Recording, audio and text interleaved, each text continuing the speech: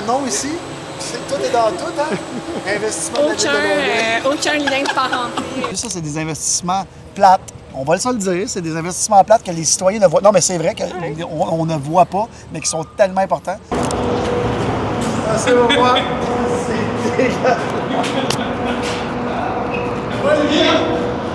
On vient d'arriver. Répète-moi où est-ce qu'on est exactement ici. Alors ici, on est dans la rotonde du centre d'épuration Rive-Sud. Exactement. Présente-toi, Noam, explique-nous un peu ce qu'on va voir aujourd'hui et qui tu es. Alors, je m'appelle Noam Jesmar, je suis chef de la division opération pour le centre d'épuration Rive-Sud. Puis nous sommes ici actuellement dans la station de traitement des eaux de l'agglomération de Longueuil. Et là, fun fact, avant qu'on commence la visite, Catherine me disait qu'elle retrouve des choses des fois spéciales. C'est vraiment étonnant ce qu'on peut recevoir ici. Je pense que c'est important de sensibiliser les gens aussi au fait que ça cause des bris là, qui entraînent quand même des milliers, voire des dizaines et des centaines de milliers de dollars de réparation. Donc parfois, on a déjà retrouvé des bouts de bâtons de hockey, des fils. Mais au-delà des objets insolites, ce qui est le plus préoccupant, ce sont les lingettes. Les lingettes pour bébés, par exemple, que les gens vont jeter à la toilette, qui se ramassent ici. Ça finit par s'enrouler dans notre équipement, puis ça peut causer des bris qui sont importants. Donc, ça ne sera jamais assez, on le dira jamais assez, en fait, c'est important de ne pas jeter les lingettes, mais on peut penser aussi aux tampons, aux serviettes sanitaires, etc. On ne jette rien dans les toilettes autre que du papier de toilette. Ici, on est sur l'île Charon, en fait. C'est ça, sur les îles de Boucherville, l'île Charon, donc toutes les eaux qui arrivent ici sont pompées, en fait. C'est parti pour la visite. Alors, puis ça, c'est le fun. Ça sent bien. Ici, on ça vient sent de m'avertir que c'était ici que ça allait sentir pour le vrai. Le nez développé que j'ai, on va voir qu'est-ce qui se passe. Après quelques temps, on s'y habitue. Hein. Et là, Noam, avant qu'on rentre, on peut rentrer, on va parler. Ça fait 33 ans, seulement 33 ans, qu'au Québec, on traite l'eau usée. C'est exactement ça. Avant, toute l'eau allait directement au fleuve sans traitement. Ah, oui, je confirme. Et encore? Petite odeur, ça me rappelle à l'époque que j'étais dans les épiceries de mon père, quand on venait vider les trappes de graisse dans la boucherie. Il y a comme une petite odeur suffocante. OK, parfait. Vous ne fournissez pas la pince à ici. Hein? Là, ici, en arrière de la caméra, tout le monde fait la même affaire. OK, parfait. On s'en va de l'autre bord, là. C'est encore pire. C'est encore pire. Bon, explique-nous c'est quoi la première étape. Fait que là, l'eau arrive en millions et millions de litres, bien sûr. C'est à peu près ça. Donc l'eau arrive pompée depuis nos 3 grandes stations de pompage qui sont vraiment le long de la 132. Là, on parle seulement de Longueuil, bien sûr. Fait qu'il y a 3 grosses stations de pompage qui finissent toutes ici, en fait. Exactement. C'est vraiment des conduites souterraines qui passent sous le Saint-Laurent, qui arrivent à l'entrée de la station. Puis là, on va arriver donc à la première étape qui est, on appelle ça le pré-traitement. La première étape, c'est le dégrillage. Ça, c'est pré-traitement quand ça arrive vraiment usé, en fait. C'est ça. Je confirme que l'odeur vient de prendre un autre petit coche. Vas-y, explique-nous. Alors, l'eau, vous ne la voyez pas, elle arrive par là-bas. OK. La première étape, c'est donc ce qu'on appelle du dégrillage. C'est vraiment des barres espacées de 12 mm qui permettent de ramasser tout ce qui ne devrait pas être dans les eaux usées. Fait que là, juste pour qu'on fasse ça super clair là, pour les gens qui nous regardent, c'est des énormes tuyaux d'eau usée qui arrivent d'égout, en fait. C'est ça. Puis qui arrivent là. Fait que nos douches, n'importe quoi, ceux qui gaspillent de l'eau potable pour laver vos entrées, ça arrive ici, là, en fait. Bon, parfait. Fait que là, avant que je tombe dans les pommes parce que ça pue, on va continuer. Dis-moi, le camion aussi, c'est quoi là, que je vois? Alors, donc, ces fameux dégrilleurs là, qui ramassent l'ensemble des déchets qui ne devraient pas être dans nos eaux, là, OK. ça va les ramasser, ça va les compacter, les laver. Ça ressemble à ça. Et ça, c'est les déchets de grille ramassés donc. Donc tu vois, il y a un peu de la mop, il Je comprends. peut y avoir, je sais pas moi, des lingettes, Absolument. des tampons, des condoms, voilà. Tout ce qui va pas habituellement dans les eaux. OK, on continue. Ça finit, ça ramasse ici, puis ça s'en va donc dans ce camion qui, lui, veut pas, s'en va dans un lieu d'enfouissement technique. Donc on n'a pas le choix. Tous ces déchets-là, on ne peut pas les valoriser. Alors là, ce qu'on voit tomber, c'est exactement ça. C'est exactement ça. Asséché. C'est ça. Fait que ça tombe, ça sort directement sèche comme ça, là. Oui, c'est parce qu'on les lave et on les compacte. Ah, OK, c'est pour ça que ça devient sec de même. Fait que ça donne moins de puer là-dedans. Ça doit moins puer. OK, parfait. La deuxième étape, donc là, c'est la première fois où on va voir l'eau. Oui. C'est les dessableurs. Donc OK. ce système-là, en fait, c'est des gros bassins aérés qui permettent de baisser la densité de l'eau parce qu'on shoot de l'air avec de l'eau. Donc ça fait que tous les graviers, les roches, le sable qui arrive dans l'eau, qui est lavé parce que veut pas parfois quand tu laves, les rues, il y a du sable qui part avec, du gravier. Ça va finir ici. Alors ici, vous traitez aussi les eaux de rue qu'on appelle. Là. À cause du fait que le réseau, justement, ici on va se décaler un petit peu. Il y a de la condensation qui se fait à cause de la chaleur. Elle sent bonne, celle-là, c'est correct. Un tiers de notre infrastructure d'égout, là, c'est un tuyau qui ramasse les eaux pluviales et les eaux sanitaires. Okay, ça, c'est un tiers. Il y a quand même de l'eau pluviale ici, là. Ouais. OK. Fait que c'est toute l'eau, en fait. Là. Disons que il y a une grande partie de l'eau de surface, donc du pluvial, qui se ramasse dans notre réseau d'égout sanitaire. Ouais. Parce que là, tu parles du sable et tout, le sel, l'hiver. Ça, c'est quand on lave les rues, par exemple. Exactement. Mais là, ça s'en vient ici aussi. Ouais. OK, parfait. Une partie, en tout cas. Tu vois, ça, c'est un truc que je m'attendais pas. Alors, Noam vient de me dire que l'odeur, c'est de pire en pire. C'est tellement le fun avoir su. Fait que ça, c'est un autre truc que j'ai. Là, la seconde que l'eau rentre ici, combien de temps avant que ça finisse et qu'elle retourne au fleuve? Là? Environ 1 heure. OK, c'est rapide, là. C'est très rapide.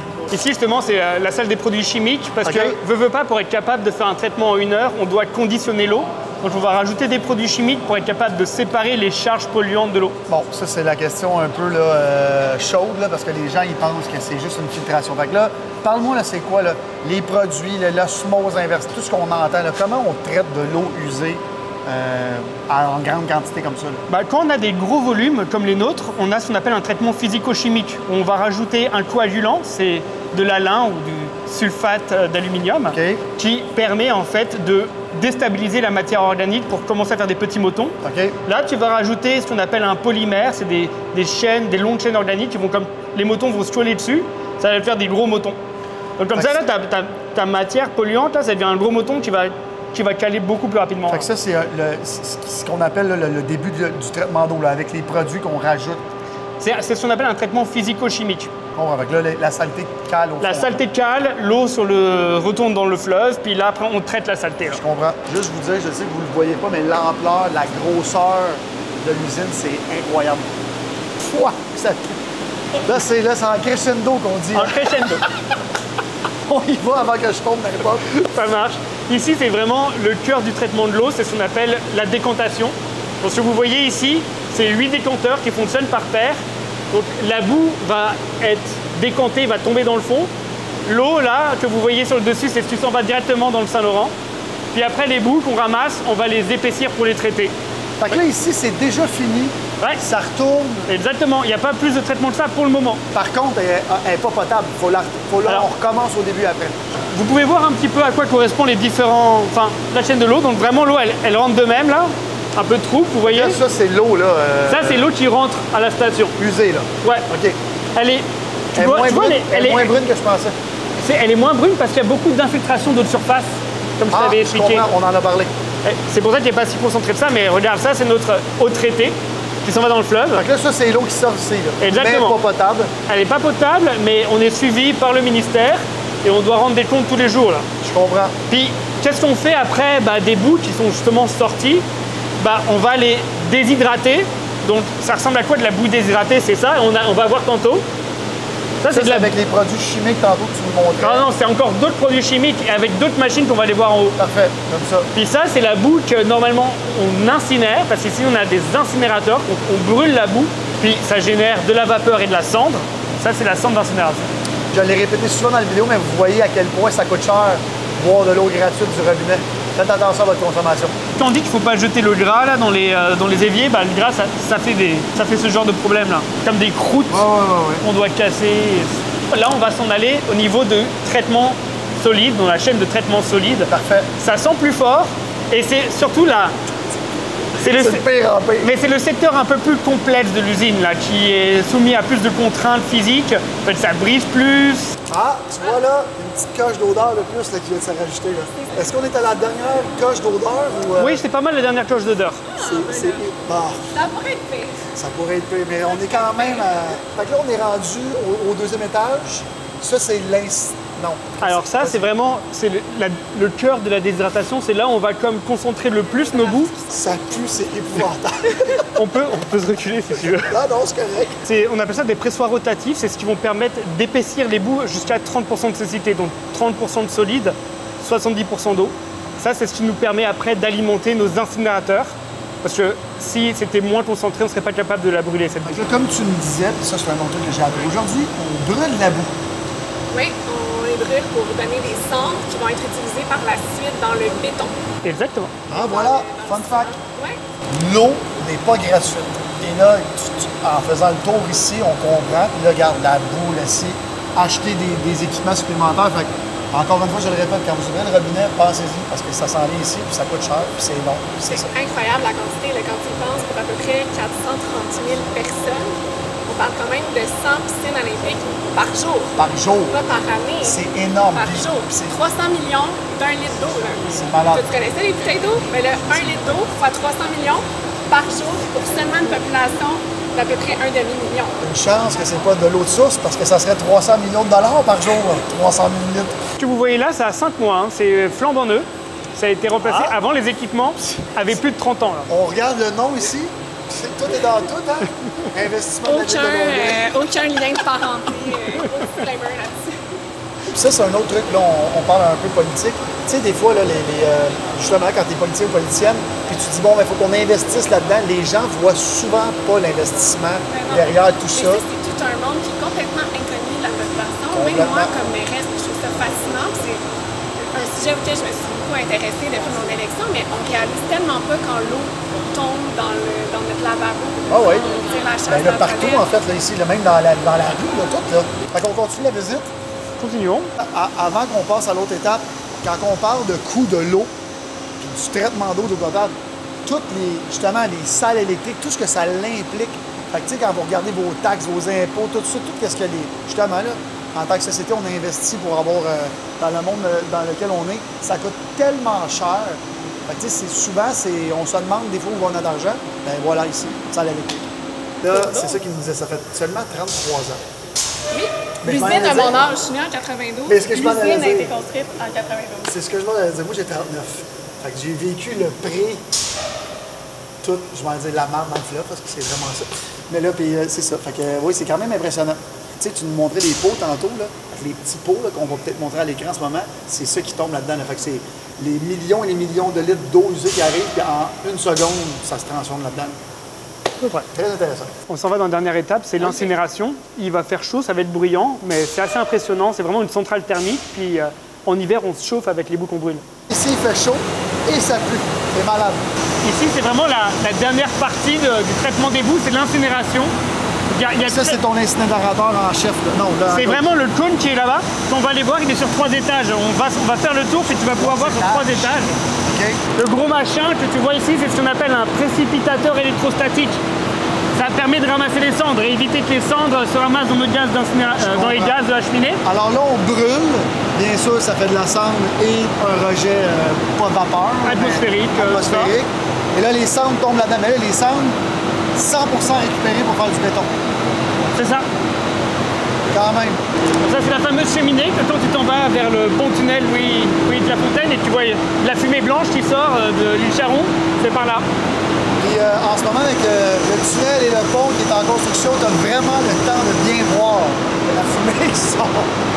L'hiver, ici, vous chauffez avec ça. On se chauffe exclusivement vraiment de la vapeur générée par l'incinération de nos boues. Très intéressant. Ça fait beaucoup d'économies. C'est sûr. Avec le coût d'électricité qui monte, regarde, tout est dans tout. C'est bon. C'est pour ça que maintenant, les usines de traitement des eaux usées, on appelle ça des STAR, des stations de récupération. Mais les usines qui n'ont pas d'incinération ne peuvent pas bénéficier de ce chauffage naturel. Non. Alors, si tu n'as pas d'incinérateur, ça t'en prend un pour chauffer chez vous. On a compris.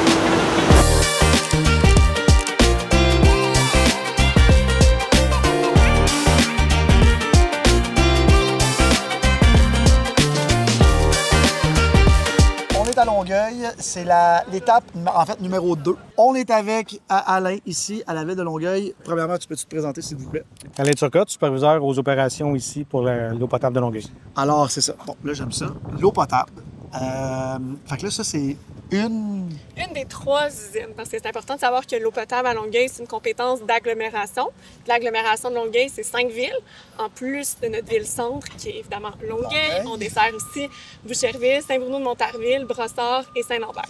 Et là, ça passe en partie par ici. Fait qu'en fait, il y en a 3 comme ça. Oui, mais ça, c'est la plus grosse. Ça dessert 60 de la population de l'agglomération de Longueuil. On va parler d'argent aussi et d'investissement. Aujourd'hui, chantier à l'arrière, Le bip-bip que vous entendez, 50 quelques millions de dollars. Expliquez-nous pourquoi. Bien, on le voit derrière, en fait, c'est une nouvelle entrée électrique, hein, donc très différente des entrées résidentielles. Oui. C'est un chantier complet. Puis, effectivement, on parle de 55 millions de dollars pour refaire cette entrée électrique-là, pour la doubler aussi, parce qu'en ce moment, on en avait juste une. Donc, s'il y avait un enjeu de panne, par exemple, on n'avait pas de redondance. Donc, c'est sûr que ça va rendre l'usine plus résiliente. Alors, 55 millions de dollars investis par la Ville de Longueuil et, en fait... Oui, l'agglomération. Exactement. Et encore une fois, on va parler d'investissement aujourd'hui. Ça, c'est des investissements plates. On va se le dire, c'est des investissements plates que les citoyens ne voient. Non, mais c'est vrai qu'on ne voit pas, mais qui sont tellement importants. Justement, ici, c'est quand vous ouvrez votre robinet, l'eau coule. Fait que, allez, on commence la visite? Oui. On s'en va. On est dans le hall d'entrée de cette magnifique usine. Alain est là, va nous expliquer un peu. Là, je vois des anciennes manivelles. Ça, en fait, c'est suite à une rénovation de l'usine Mario Petron qui est dans le Vieux-Longueuil. On a gardé une ancienne table de filtre. C'est vraiment... On voit les manettes ici, là, fermées, arrêt, ouvert. C'était vraiment opéré manuellement avec ça anciennement. Okay. Maintenant, c'est tout automatisé, c'est opéré à distance, mais on a gardé quand même ça comme vestige. Est-ce qu'on sait dans quelle année ou on ne sait pas encore? L'usine a été construite en 1942. La table comme telle, j'ai pas de date exacte, mais c'est autour du même moment. C'est ça, je me disais, là. Exact. Ouais. L'usine ici, qui s'appelle l'usine Louis de Gravel, a été construite en 1956. Puis la dernière fois où il y a eu des rénovations majeures, on parle de 1982, c'est René Lévesque comme premier ministre et député du comté ici qui est venu inaugurer. Bon, hier, René Lévesque, électricité, eau lente. J'ai bien hâte de voir c'est rendu quoi, là, parce que c'est sûr que ça a l'air un peu manuel, comme on dit. Ça a évolué. On commence, fait que là, on va parler de l'entrée de l'eau jusqu'à la sortie, en fait? Oui, en fait, on va se diriger à l'autre bout de l'usine. On va suivre le chemin de l'eau, finalement, à partir de où l'eau brute arrive. Et puis, on va suivre le traitement. On s'en va au bout de l'usine. Avant d'arriver à la console, on m'a dit qu'on a des honneurs ici. Oui, en fait, on est membre du PECSEP, qui est le programme d'excellence en eau potable. C'est un programme québécois auquel certaines villes adhèrent, dont Longueuil a adhéré. Les étoiles qu'on a là, on n'a pas encore 2024, on les a obtenues. C'est tout en fonction du traitement, donc on respecte 2 fois la norme de traitement. Donc, on assure une autre qualité.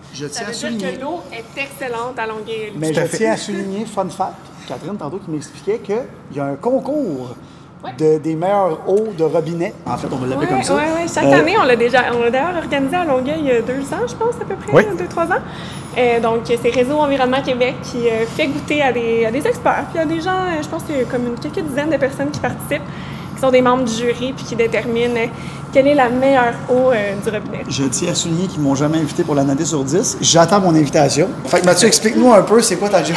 OK, parfait. Bien, mon travail, c'est de m'assurer que l'eau est potable, effectivement. Donc, on va regarder plusieurs paramètres. On regarde le clair libre en continu.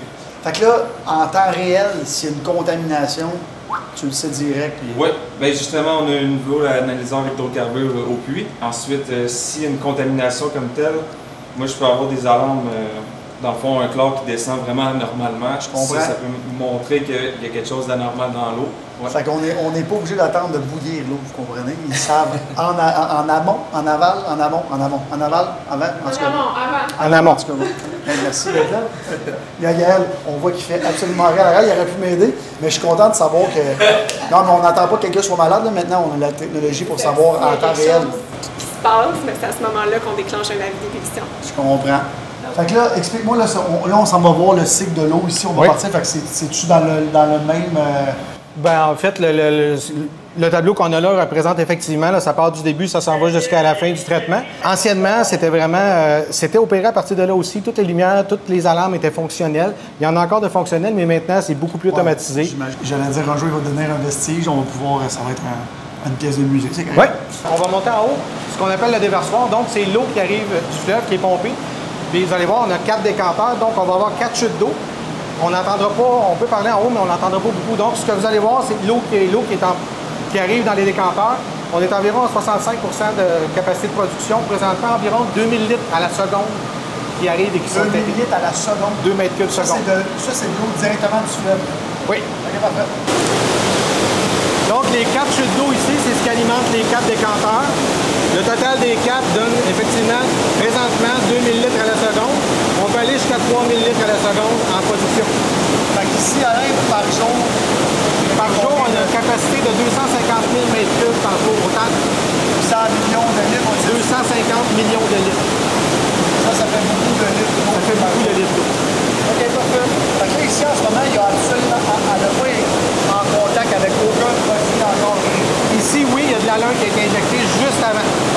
l'alun qui est un coagulant, qui permet de prendre la matière dans le fleuve, matière solide, la matière en suspension, puis de faire un genre de flocon, qu'on appelle un floc, qui est comme un flocon de neige, mais qui n'est pas blanc. C'est ce qui va décanter au fond du décanteur, qui va enlever 90 de la matière, puis ensuite on va filtrer. Bon, ben, on va voir ça. Oui. On a parlé tout à l'heure justement qu'il y avait de l'alun qui était à l'eau brute au déversoir. Ici, on a les 4 réservoirs d'alun qui ont remplacé récemment. C'est ça, là, je vois, ils ont l'air flambant neuf. Effectivement, ils sont flambant neufs. Merci aux citoyens de l'agglomération. Oui, on s'en porte mieux. Oui. Les 4 énormes réservoirs aussi, ça dure combien de temps, mettons? On fait environ, en été, on fait environ une semaine avec un réservoir. Okay, en hiver, on fait environ 10 jours. OK, beaucoup. Ah oui, à cause du sel. Donc, on produit moins d'eau en hiver, il y a moins de demande. Les gens n'arrosent pas leur asphalte l'hiver. Exact. Les gens n'arrosent pas leur asphalte l'hiver. Ça devrait être illégal en passant. C'est légal. C'est rendu illégal? C'est illégal. Ça dépend des règlements municipaux, mais chez nous, c'est illégal. J'aime entendre ça. Merci. OK, parfait. Fait que là, ça, c'est un réservoir par semaine environ l'été. Oui. Oh, c'est chaud en plus. Oui, parce qu'on a reçu une livraison aujourd'hui. Quand on reçoit le produit, il est chaud. La réaction chimique de production produit de la chaleur. Quand on le reçoit, il est chaud, mais il va refroidir. Ça, c'est le genre de business que je connais pas. Une compagnie qui vend des réservoirs d'alun. Du chlore, communément appelé ici au Québec. C'est la piscine. C'est ça, ça sent en fait, c'est parce que les réservoirs d'hypochlorite sont de l'autre côté. Ici, on a la station de production de polymères. Présentement, c'est à l'arrêt. Donc, en été, on ne dose pas beaucoup de produits chimiques à Longueuil. L'eau du fleuve est quand même de très bonne qualité. Donc, on dose de l'alun, du polymère en hiver parce qu'en eau froide, l'alun est moins réactif. Donc, le polymère, c'est un aide coagulant. Donc, dans le fond, ça dépend des villes au Québec. Nous, l'eau du fleuve étant déjà quand même assez bonne, on a besoin de moins de produits chimiques en comparaison d'autres villes qui vont puiser dans d'autres sources d'eau. Très intéressant. Ce qui est aussi intéressant d'un point de vue financier parce que les produits chimiques coûtent extrêmement cher. Ils ont augmenté de façon beaucoup plus importante que le coût de la vie ou l'inflation. On a eu des contrats très importants en matière de produits chimiques. Si vous suivez Catherine sur les réseaux sociaux et dans les médias, vous savez qu'elle parle souvent des coûts de tout ce qui est cher maintenant, c'est rendu fou. Fait que c'est sûr que ces produits-là, surtout que les compagnies, ils vous attendent, je veux dire, si vous avez besoin de chlore pour filtrer, c'est à l'infini. Il y a quand même une compétition sur le marché, mais la matière première, ils l'achètent toutes à la même place. C'est ça. Je comprends. Parfait. On continue la visite. Mais là, j'entends le petit son, là, le son des pompes, en fait. Là. Fait que c'est tout pompé, genre à la seconde, en fait. Là. C'est tout calibré là, tout le temps. Là. Oui, tout le temps. Tout le temps proportionnel au débit. C'est un piston que tu entends, dans le fond. C'est un piston qui donne des coups, puis c'est vraiment régularisé. La vitesse suit la demande. Là, Alain, dis-nous, on parle de chlore à 12 en comparaison des piscines résidentielles. À quoi ça ressemble? En fait, les piscines, chez Club-Piscine, vous savez, chez Club-Piscine, ils vendent des 20 litres de chlore, d'hypochlorite de sodium. C'est exactement ça, c'est du 12 En comparaison, l'eau de Javel à l'épicerie ou à la pharmacie, c'est 4 il y a aussi de la 6 Mais le chlore en 20 litres, chez Club-Piscine, ils vendent du 12 C'est la même chose. C'est exactement la même chose. OK. C'est en poudre, c'est en liquide? Comment ça marche? C'est en liquide. En liquide, OK. J'imagine que la proportion qu'on met dans l'eau est plus faible, par contre. Ici, on dose environ présentement 2500 litres par jour. Juste à l'usine ici. 2500 litres de chlore par jour? Par jour. Qu'on dose pour traiter l'eau. Je veux dire, en proportion, il y a moins de chlore quand même dans l'eau qu'on boit que dans l'eau de la piscine. Oui, beaucoup moins. À la sortie de l'usine, ici, on se tient aux alentours de 1 ppm. Et puis sur le réseau, on veut maintenir, en bout du réseau, dans les extrémités, on veut maintenir un minimum de 0,3. C'est vraiment pour éviter une source de contamination possible. Ça se trouve à protéger l'eau dans le réseau, dans le fond. Là. Donc, s'il y a du chlore, oui, au robinet, si vous sentez du chlore, c'est un peu désagréable. Vous la mettez dans un pichet, vous la mettez dans le frigo. Après 1 heure, le chlore s'est tout évaporé. Mais une eau qui sent un peu le chlore au robinet, c'est bon signe. C'est parce qu'elle est chlorée, elle est propre. Fun fact, le chlore s'évapore de l'eau. Tout à fait. 1 heure au frigo. Oui. 1 heure au frigo. Au frigo, au comptoir, peu importe, mais à l'air libre, le chlore va s'évaporer. Il n'y en a plus après. Hey, on va tellement se coucher plus intelligent. On n'a pas besoin de s'acheter une machine spéciale pour enlever le chlore, là. Ça le fait naturellement. Avec une Brita, ça sert à rien. Ça sert à rien. En fait, ça va l'enlever instantanément, mais si vous prenez le Brita, pas de fil, vous mettez dans le frigo, il n'y en aura plus après. Puis les refroidisseurs d'eau, même chose. Là. Un refroidisseur d'eau qui n'est pas nettoyé, c'est une source de contamination de bactéries. C'est un nid de bactéries. C'est sûr. Donc l'eau du robinet est toujours propre, il n'y a pas de danger. Si vous n'avez pas le chlore, mettez-le au frigo. Magique. C'est tellement rassurant parler avec Alain. C'est ce que je disais. C'est apaisant, malgré le bruit. Bien, on fonctionne beaucoup à l'oreille ici. Oui. Au son, on sait si ça fonctionne bien ou pas. Ah, OK. On est encore là. Oui. Fait que explique-nous un peu ici. Donc ici, on est face à un des 4 décanteurs. Donc, on parlait tout à l'heure de l'eau brute dans laquelle on injecte de la lin en été. Et en hiver, on injecte aussi du polymère qui va former un floc qui, lui, va être plus lourd que l'eau. Il va décanter au fond. Et puis l'eau, une fois qu'elle est clarifiée, elle arrive ici en haut. Ce qui tombe dans la goulotte au milieu, c'est ce qui est traité. Donc, il y a au moins 90 de la matière et de ce qu'on voulait enlever qui a été enlevé. Là, explique-moi, Alain, le résidu là, que tu parles, oui. Est-ce qu'à l'œil nu, avant qu'il s'accumule, on le voit ou on le voit pas? Là, ici, on le voit pas, mais si on était dans le décanteur, on le verrait parce que ce principe de décanteur-là fonctionne. Il y a ce qu'on appelle un lit de boue qui est toujours maintenu en suspension. Donc, l'eau arrive par en dessous. Il y a une flocculation qui se fait, puis il y a comme un nuage qui est maintenu en suspension. Ça capte toutes les... Donc, si on était dedans en plongée, on le verrait. Puis là, c'est tout par gravité, là? À partir du déversoir, tout se fait par gravité, effectivement. Intéressant. Fait que la petite pente qu'on voit, tout est pensé pour que l'eau...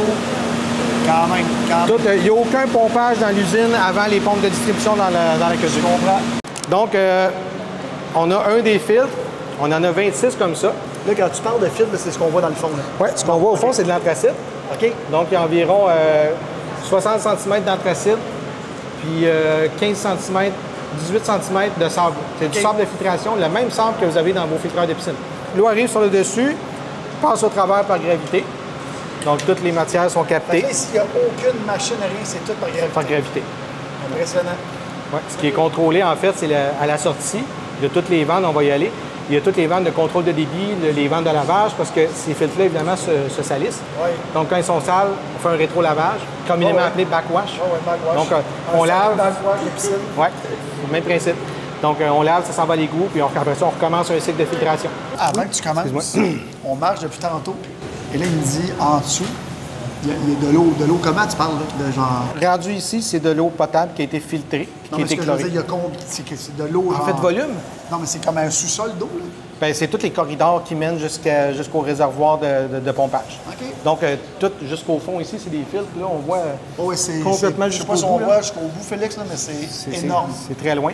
Donc, toute cette eau-là qui est filtrée suit un corridor, puis s'en va vers les pompes. Ce qui est pompé, ça s'en va à l'aqueduc. L'eau qui coule là. L'eau qui coule là, c'est un turbidimètre, un des paramètres qui est vérifié en continu. Donc, chaque filtre a son turbidimètre qui coule en continu, qui est analysé.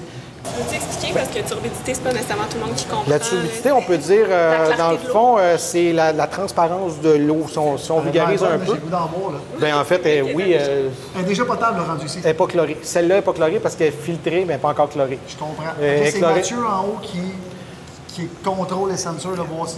Il reçoit tous les paramètres. En fait, même pire que ça, le filtre, si la turbidité augmente en haut de 0.15, il va s'arrêter automatiquement. Fait que là, juste pour qu'on sache, là, fait que là, avant qu'elle aille dans nos aqueducs, en fait, oui. Vous rajoutez un petit peu de chlore, là, comme tu disais tantôt. Oui, un minimum là, pour... Mais là, en ce moment, là, vu qu'elle ne passe pas à travers rien, elle serait techniquement buvable. Là. Techniquement, elle a été désinfectée, elle est passée par l'ultraviolet, donc techniquement, elle serait buvable, oui. Mais au niveau réglementaire, elle doit avoir un minimum de chlore pour sortir de l'usine. Donc, présentement, elle n'est pas chlorée. Est-ce que j'aurais peur de la boire? Non. Mais au niveau réglementaire, elle doit être chlorée pour être distribuée. Ça, c'est comme quand tu arrives au Mexique et ils disent « Brosse-toi pas les dents avec l'eau du robinet. » Tout à fait. Je comprends. OK, parfait. Qu'est-ce que tu veux dire? Il y a de l'eau en haut aussi? En fait, tantôt, le filtre, là, il est de l'autre côté du mur. Toi, tu parles des gros bassins, ils sont là en haut. Exactement. De l'autre côté, on était là. Le bassin qu'on était, là, on est vraiment vis-à-vis le même bassin. De l'autre côté du mur, c'est de l'eau. On est l'étage en dessous. Donc, la filtration se fait par gravité. Puis le débit est contrôlé par les vannes qui sont ici. Je comprends. Tout le procédé de lavage aussi se fait à partir d'ici. C'est un jeu de vanne, une pompe d'eau de lavage qui va démarrer. Donc, tout se fait ici. Catherine disait que la classe, c'est la dernière étape. Oui. Avant que tout s'en aille dans les aqueducs. Exactement. On mesure tous les paramètres de l'eau, puis en fonction de ça, on décide combien de chlore on va mettre. Oui, on maintient un résiduel. C'est variable. En fait, c'est ce qu'on appelle la demande de chlore. Donc, la quantité de chlore qu'on met, c'est pour obtenir un résiduel. Même chose que dans votre piscine, si vous voulez avoir 2 ppm, vous en mettez peut-être 3, il s'en consomme 1. Ici, c'est pareil, on en dose un peu plus, mais on mesure le résiduel pour obtenir ce qu'on veut. Je comprends. Sur la maison, ceux qui ont des piscines, là, le petit truc que tu qui plante dans l'eau, mais c'est sûrement pas ici. Ils ont sûrement un gros truc qui plante dans l'eau. C'est beaucoup plus... Ben, c'est des analyseurs en continu. Encore une fois, c'est en continu. C'est plus sophistiqué, c'est en continu aussi, puis c'est plus précis, c'est calibré, c'est réglementé aussi. Parfait, parfait. Alain, logiquement, là, mettons que je fais une hypothèse. Est-ce que c'est à ce moment-là où parfois on peut constater des baisses de pression si dans le fond il y a trop de monde qui ouvre leur robinet par rapport à la capacité de pompage dans le réseau d'aqueduc? Tout à fait. Si la demande dépasse la capacité, il va y avoir effectivement une baisse de pression. C'est la baisse de pression. Ouais. Quand ils vous disent arrêtez de laver votre asphalte, arrêtez. Donc là, ici, on est dans la dernière étape. Effectivement, c'est ici que les pompes sont sous nos pieds. Et, en fait, oui, il y a 3 étages en dessous de nos pieds. Donc, les pompes prennent l'eau des réserves qui a été traitée, chlorée, prête à distribuer, donc elle est pompée. Donc là, ici, l'eau est potable. Là. Oui. Donc là, elle est chlorée, elle est toute là. Prête à boire. Parfait, j'aime ça. Alain, là, on est au début de tout. Oui. En fait, l'eau du fleuve arrive là. Oui. Il y a de l'eau aussi, là. En dessous de nos pieds, il y a énormément d'eau. L'eau en haut, l'eau en bas. Donc on va aller vous montrer ça un peu. C'est quand même impressionnant. En fait, ce qu'on voit ici, c'est les moteurs. Les pompes sont 60 pieds plus bas. Ça, c'est creux ici. En dessous de nos pieds, il y a plus de 20 mètres. 20 mètres? Oui, plus de 20 mètres de profondeur. Les pompes sont au fond, c'est des pompes à colonne. Là, juste pour figurer tout ça, là, fait que là, il y a un énorme tuyau qui arrive du fleuve. Direct en dessous de nos pieds. Exactement. Par gravité, tu m'expliquais. Par gravité, tout à fait. Aucune motorisation avant ici. Là. Non, c'est gravitaire. Si le niveau du fleuve descend, notre niveau dans le puits descend. Là, je vois une énorme salle électrique aussi. Oui, énorme salle électrique, entrée de 25 000 volts aussi. En fait, il y a une partie du traitement qui se fait ici. C'est ce qu'on appelle les dégrilleurs. Tous les morceaux grossiers, donc les branches, les herbes, le gazon, pour ne pas bloquer les pompes, c'est un tamis. Qui lance un bâton de golf au golf qui passe là-dedans. C'est ça. Donc c'est un tamis. Donc c'est pas un... C'est ce qu'on appelle le premier traitement, mais c'est purement physique, c'est comme une passoire tout simplement. Parfait. Pour la traiter. 723 mètres de long et 2 mètres et demi. C'est quand même un bon tuyau, ça. C'est un bon tuyau. C'est un bon tuyau. On va dire comme c'est un bon tuyau.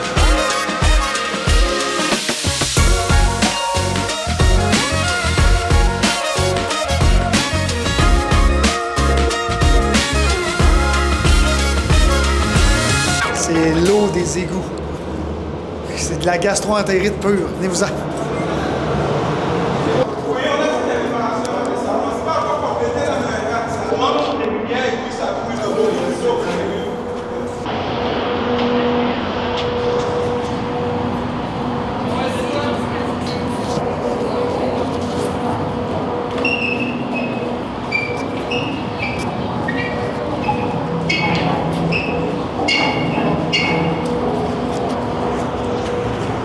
C'est pour moi. C'est dégueulasse.